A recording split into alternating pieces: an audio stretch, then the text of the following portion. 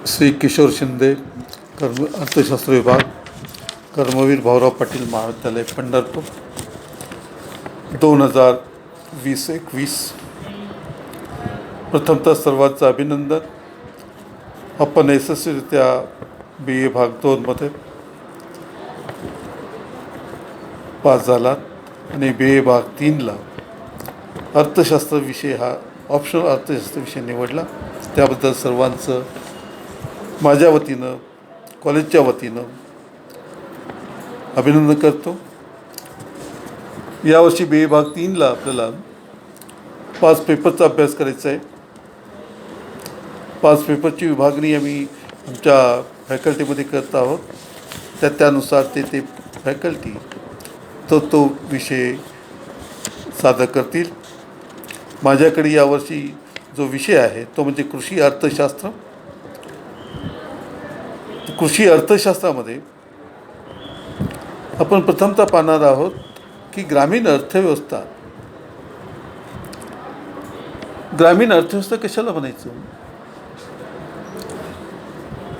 किंवा ग्रामीण अर्थव्यवस्था म्हणजे काय, what is mean by rural economy याचा विचार करत असताना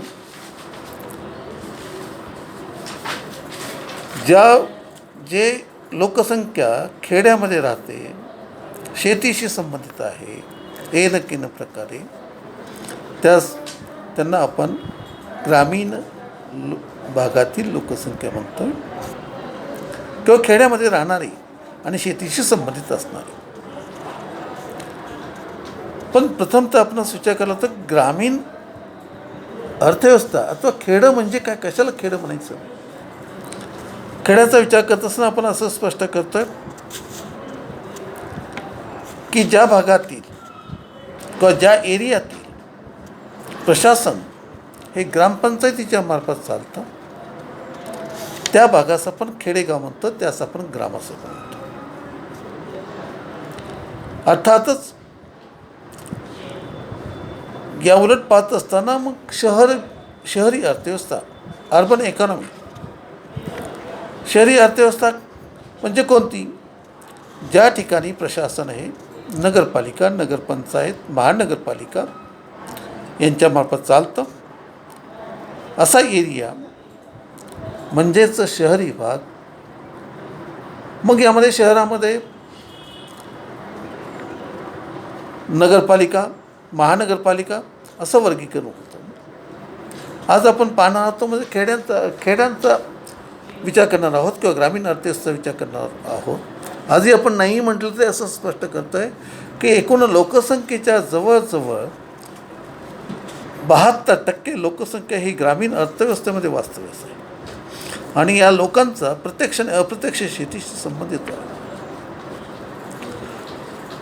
महात्मा गांधीजींचं म्हटलं होतं की भारताचा विकास म्हणजे कुठला विकास, तर खेड्यांचा विकास. खेड्यांच्याकडे चला, हे महात्मा गांधीजींनी आपलं कोट केलेलं होतं की खेड्यांचा विकास म्हणजेच भारताचा विकास आहे असं स्पष्ट केलं.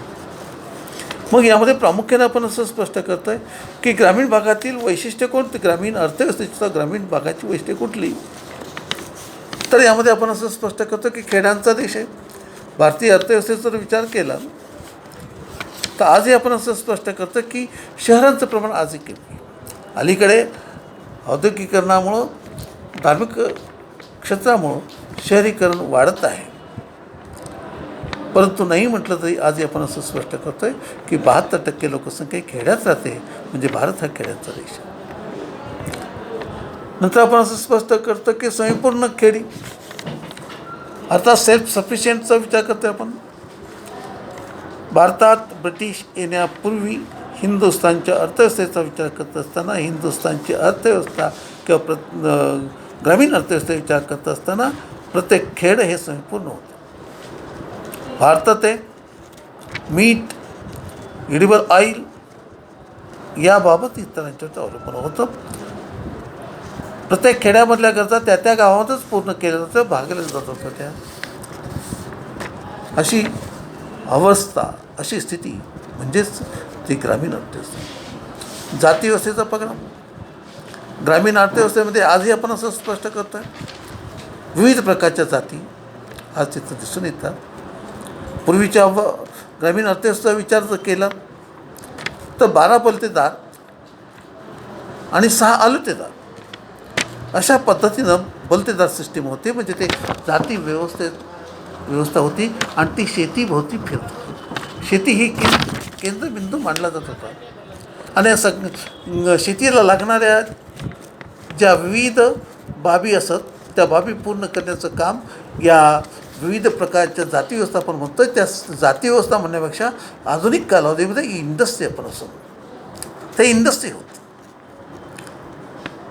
आज आपण लोहार व्यवसायाचा विचार केला तर लोखंड पोलाद व्यवसायाचा विचार करतो आहे, आयर्न स्टीलचा विचार करतो आहे,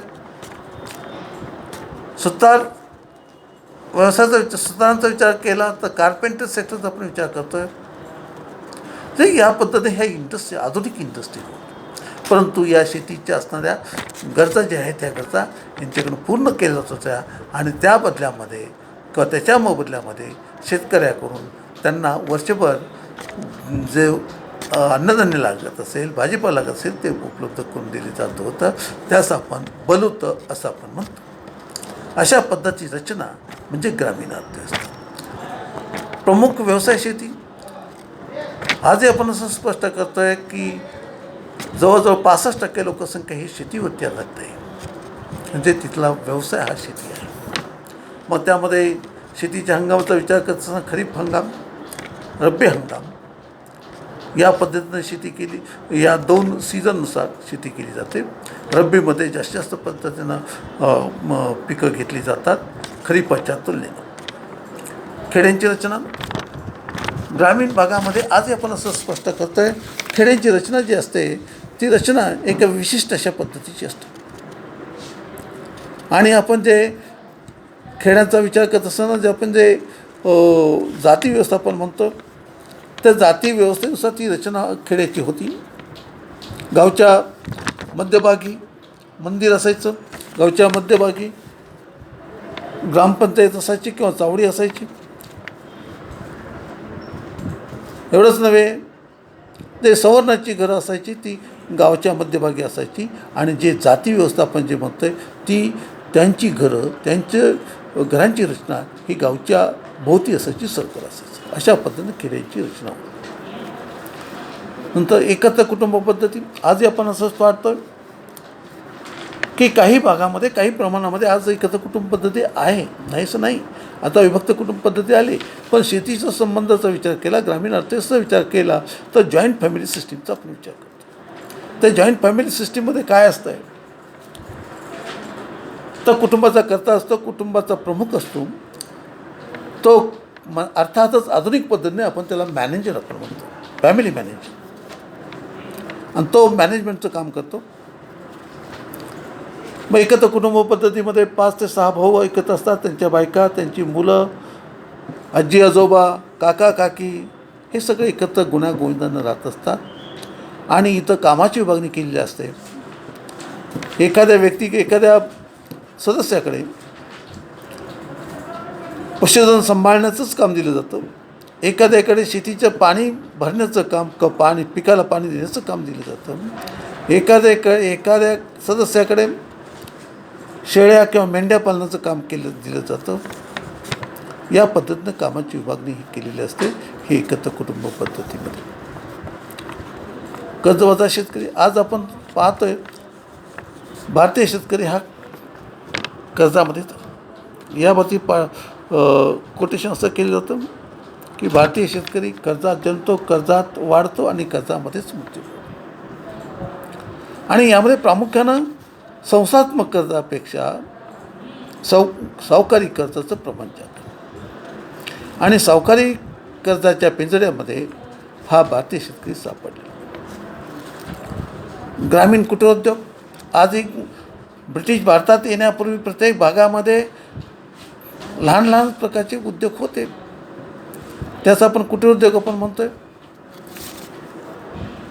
या उद्योगामधून त्या भागातील लोकांना रोजगार मिळत होता.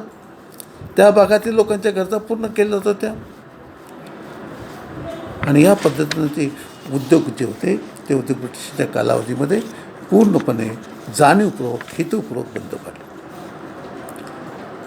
निरक्षर जनता.